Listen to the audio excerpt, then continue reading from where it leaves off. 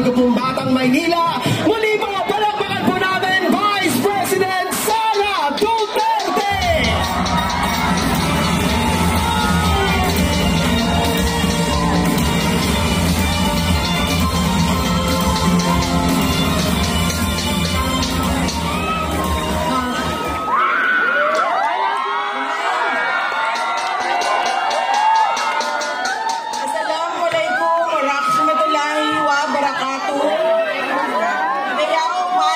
Gabi kaninyong tanan. Magandang gabi sa inyong lahat. Kinsay kasabot binhi.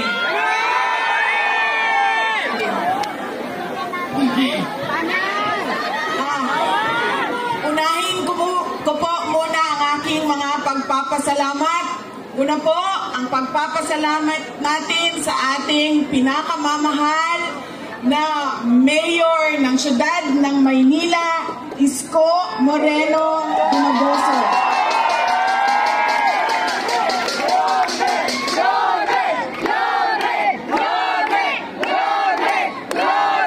Nagpapasalamat po ako sa kanya dahil ipinahiram niya po ang inyong entablado at ang inyong mikropono para po sa mga senador ng Duterte. Maraming salamat, Mayor.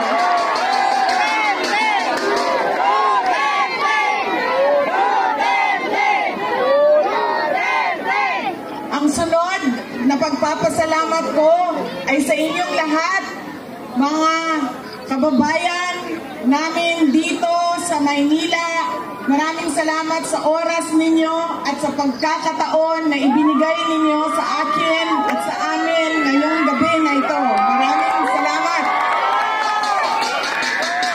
I love you! Madami sa inyo ang hindi pa, wala pa na ni hapon, hindi pa na naghapunan.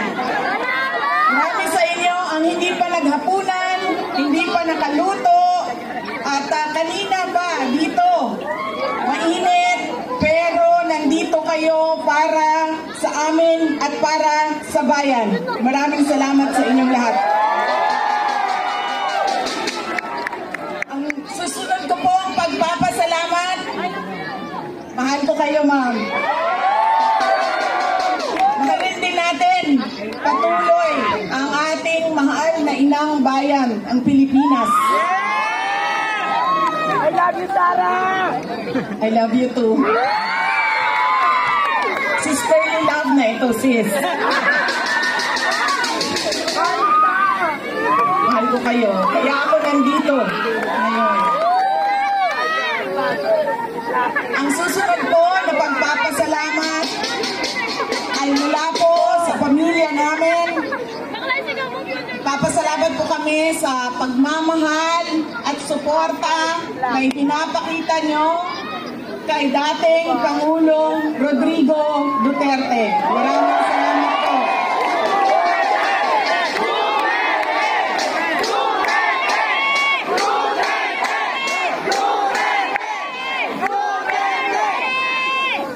Marami po sa inyo ang nag-celebrate ng kanyang birthday noong March 28, 2025 at kami po ay taus-pusong I will be just Rodrigo Duterte from Danau, Cebu.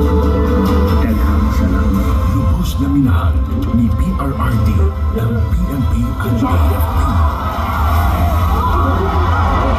Pag ako ang nanalo, kaagad dublado ang sweldo ng pulis pati militar. Pero si Yalo din pala ang gagamitin laban sa kanilang dating Commander-in-Chief. Hihilahin ko yan. Hihilahin ko yan. Kung maniwala ka, hihilahin ko yan. Ano ba ang damage ng government interest? Kung hintayin ko lang yung dalawang anak. Walang darating sir. Huwag na tayo mag-debate ito. This is not the place for debate. Guys! Hindi po kanina. Hindi me sir. Hindi nyo magugustuhan ang kasunod na order.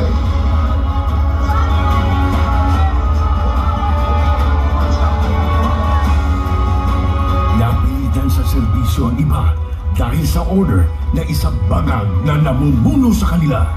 Former Philippine leader Rodrigo Duterte has been taken into custody by the International Criminal Court. Ang simula ng pagliyab ng damdamin ng mga Pilipinong nagmamahal kay Tatay Digong.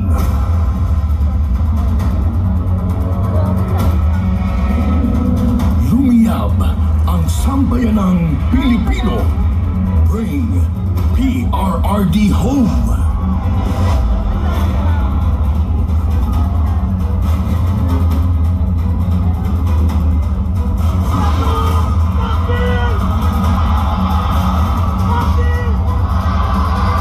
Iisa lang ang sigaw. Duterte saan man sa mundo.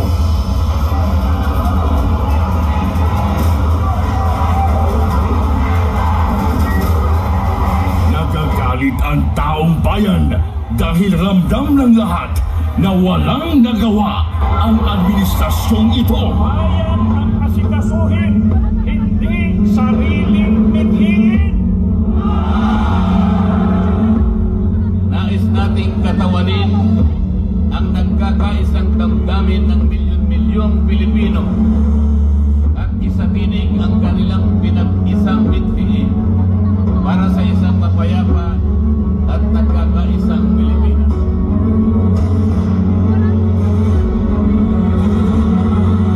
Hindi pa tapos ang pagliyab ng mga puso natin dahil nagpapatuloy pa din ang kasamaan habang nalulugmok na ang inang bayan. Ikaw at ni Marcos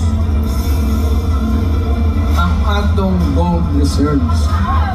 Sa pagpapatuloy ng oral arguments sa 89.9 billion peso transfer ng pondo ng Philippine Health Insurance Corporation sa National Treasury, muling pinusisi ng mga maestrado ang paggamit ng ahensya sa perang mula sa mga kontribusyon ng mga miyembro nito. Aminado ang DOLE at DSWD na walang listahan para sa mga benepisyaryo ng ayuda sa Kapos ang Kita Program o AKAP. Sa tingin tuloy ng ilan, nagagamit na sa politika ang AKAP. Hindi lang pala 7-7, meron pang 30-30-30. Yung 30-30 naman, kung ikaw ang host ng sorting, you get 30 million, 90 million lahat yan. 30 million AIX or ATAP, 30 million na MAIT, and 30 million na upad. Sa kanyang 15 taong karanasan bilang kongresista, ngayon daw nakakita si Davao City Representative Isidro Ungab ng ganitong sistema sa Bicameral Conference Committee. Ang tinutukoy niya ay ang mga blankong line items sa BICAM report ng 2025 national budget na anyay lamang sa batas. Partikular dito ay ang missing budget amount sa Department of Agriculture at ang program funds na anyay bilyones ang halaga.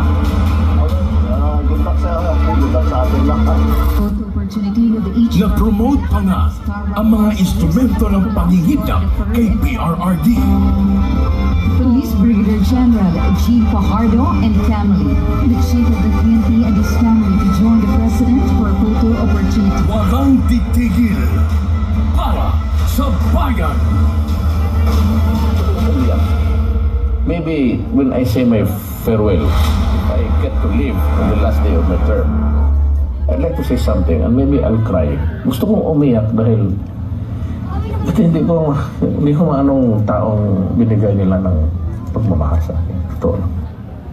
You can save the Philippines. And now vote Duterte.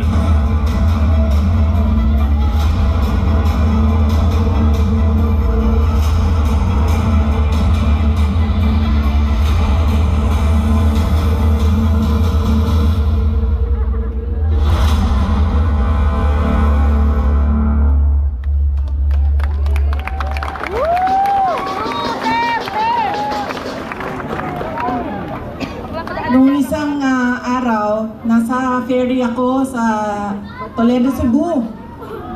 Patawid kami papuntang San Carlos City sa Negros Occidental. Tumawag sa akin si Pangulong Duterte.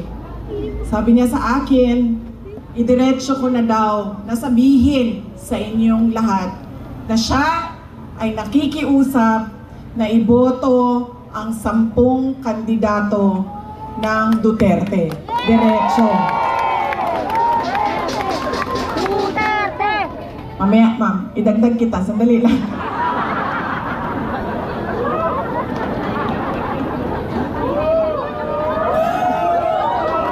Grabe, ang awkward talaga. Grabe.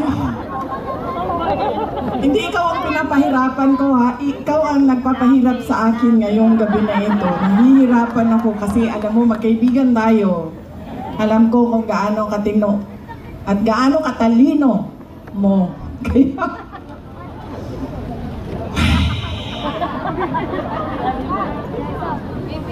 Yes, ma'am. Ay, okay lang, ma'am. Thank you. Thank you. Na ano kasi ako, ma'am, na parang malunod gani. Sa tawag na malunod ako sa hangin, ma'am. Pag may hangin. O, nahilo. Tumawag siya sa akin at sabi niya, idiretsuhin ko na daw kayo. Iboto diretso ang 10 senators ng Duterte. Si Senator Bato de la Rosa, Senator Bongo, Senator Jimmy Bondoc, Senator Vic Rodriguez, Senator J.V. Hinlo, Senator Raul Lambino, Senator Philip Salvador, Senator Rodante Marcoleta, Senator Pastor Kibuloy, at Senator Richard Mata. 10 yun, no? Yes, okay. Bakit kailangan natin diretso 10 ang iboto at hindi lumihis doon sa sample ballot ng 10 na senador ng Duterte? Dahil kailangan marami o mataas ang boto para hindi mahabol ng dayaan.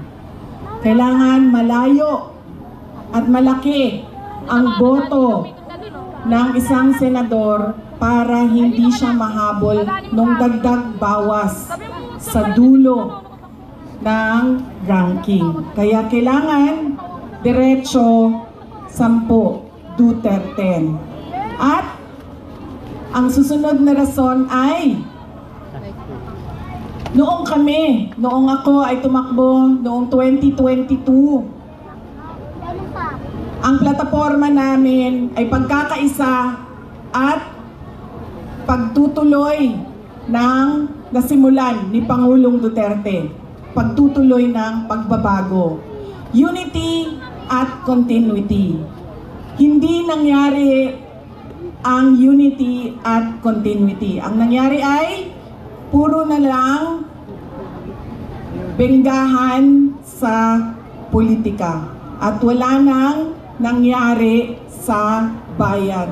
Puro na lang bigay ng pera na hindi naman nakikita kung totoo ba talaga na yung buong budget ay ibinigay sa mga kababayan natin. Dahil minsan sinasabi ninyo 3,000, minsan 1,000. So hindi natin alam dahil walang listahan ang pagbigay ng pera.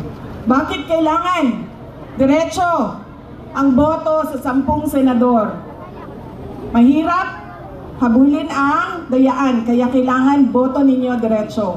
At kailangan ng continuity at unity. Dahil silang 10 ay naiintindihan nila kung ano ang pagtutuloy sa nasimulan ni Pangulong Rodrigo Duterte. Tayo ay may karapatan na bumoto ng 12 senador. 10 lang ang senador ng Duterte. Kaya nandito si Senator Amy Marcos